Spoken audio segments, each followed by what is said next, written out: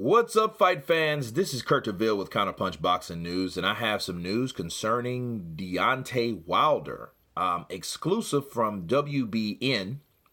Wilder wants Fury. Joshua may even miss out in 2020, and here's why. They went on to ask Shelly Finkel on when's the possible time that a fight between Deontay Wilder and Anthony Joshua may occur. He states that there may be a fight between Tyson Fury and Deontay Wilder sometimes later this year. And if that's the case, they'll have to do a rematch regarding on who is the winner in that rematch. They'll probably have a two-way rematch clause, and they'll probably fight next year also. So we know one thing apparent. That's not going to happen for Fury because Fury's already booked a September date unless that date is for Deontay Wilder. Now, if Deontay Wilder and Fury get it on in September, we can understand why the Joshua fight won't happen, because then they will have their rematch that a lot of people wanted to see, including myself, because then I could see where Tyson Fury's at. How is he improved since the old fat bald-headed Fury? I mean, he's still bald-headed, but he's not fat anymore. So we'll see how he does against a bigger Deontay Wilder, and I'll get to that in another video. But also, Joshua has a lot of mandatories. Since he does have 3 belts that he has to maintain, that leaves him with Pulev, that leaves him with Alexander Usyk, that leaves him with Emmanuel Char. So that leaves him with a lot of mandatories he has to uphold. So I don't think it's really necessarily Deontay Wilder could miss out.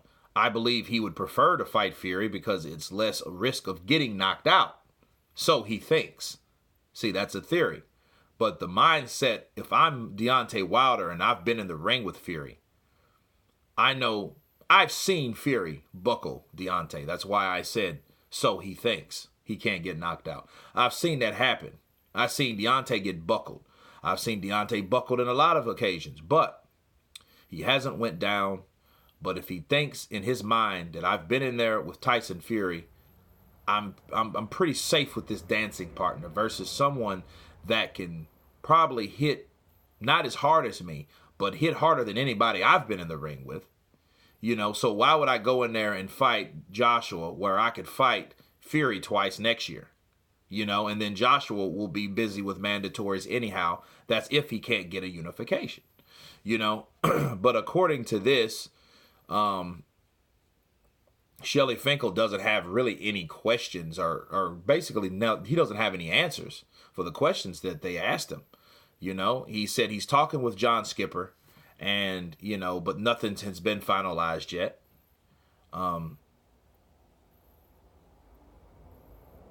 He says, Finkel informed WBN that despite contact with DAZN, 2020 is not set in stone for undisputed talks to intensify.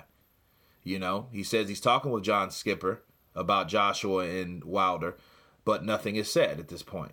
They asked if Wilder would pursue Joshua in 2020 or if Luis Ortiz was on the next menu. Finkel added, well, it's not correct at this point on either. So he doesn't know. Him being the manager, it's a lot of things that he couldn't answer at this point, and I don't know what that's based on, but I would imagine a manager would have more answers than, I'm talking with it, but nothing's been set yet, on top of, hey, who's this targeted opponent? Well, that's not set either. So they just don't know at this point. But we've all knew that Deontay Wilder wanted Fury. However, it's kind of contradicting to me that Wilder would threaten freezing out Fury, and, because, Fury took his big deal, his big promotional deal at ESPN. And I know Wilder's not too happy about that. But he said on many occasions that, hey, if I freeze your ass out of that deal, your deal doesn't mean dick. So that was my initial thought. Like, hey, maybe he's going to freeze out Fury and fuck his deal up. But you look at it now, I think that's more of a bluff, because I feel that Deontay Wilder does need someone, that dancing partner that's going to propel him, that's going to elevate him to the level that he wants to be. Because Dominic Breazeale ain't it. Okay, Luis Ortiz rematch would be better than a Dominic Breazeale, but guess what? That's not on pay-per-view either. That's going to be on regular Showtime, and people are not going to pay for that shit for Deontay Wilder for Showtime, for him and Luis. I think, honestly, they should have took a gamble and put it on pay-per-view, but they didn't believe. Showtime and Al Heyman didn't believe in Deontay Wilder like that at the time. They didn't want to take that gamble with pay-per-view because they didn't know what type of fight will produce between Deontay Wilder and Luis Ortiz. So they made a business decision. Hey, no, we're going to put this shit on Showtime, and we're going to see how it works. Now, we've seen what happened. 10 rounds of action. Really good fight. So they may decide to go for another gamble. Maybe. But they know Wilder and Breazeale's not a pay-per-view fight. Okay, so, we'll see what he does. More than likely, if he doesn't fight Fury, if he does decide to freeze out Fury, he has to fight somebody. You know what I mean? But, I mean, there are fighters for him to fight. You got Adam Kalnacki down there. He'll fight. He's on the PBC banner. About PBC, those guys, they like fighting each other, like most companies do, right?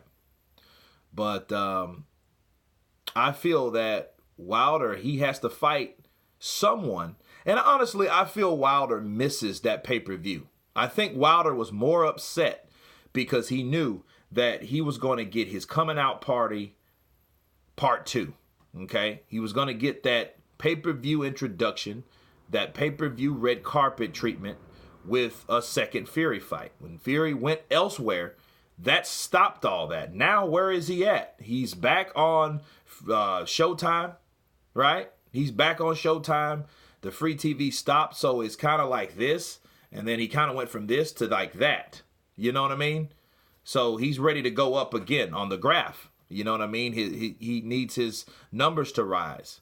But fighting Breazeale is mandatory. But remember, when was the last time he fought a mandatory? So we just got to be real about that. Like, you pretend to go back by the book, and buy the book with the WBC, but the WBC obviously don't even go by their own laws. So that's flawed by definition. But anyway, I feel that Deontay Wilder misses that spotlight. He needs someone to fill that void. He needs another dancing partner to come back into the ring, to be back on pay-per-view. Because again, these guys, they praise the old structure of pay-per-view. And pay-per-view is very important. If it wasn't for pay-per-view, a lot of these fighters wouldn't be where they are today. They wouldn't have made the money that they've made because of the fans. Okay? But things change. Things naturally change over time. And I think Wilder wants the last piece of that investment of making that type of money on pay-per-view. So, but according to this, he may fight Ortiz again, but we just don't know. So, long story short, people, there won't be a Joshua fight in 2019, and there may not be one in 2020 either. That's what we have. That's what we go on. I'll leave the link in the description. You guys tell me what you think of it. Of course, please subscribe. And you guys been Counterpunched. Peace.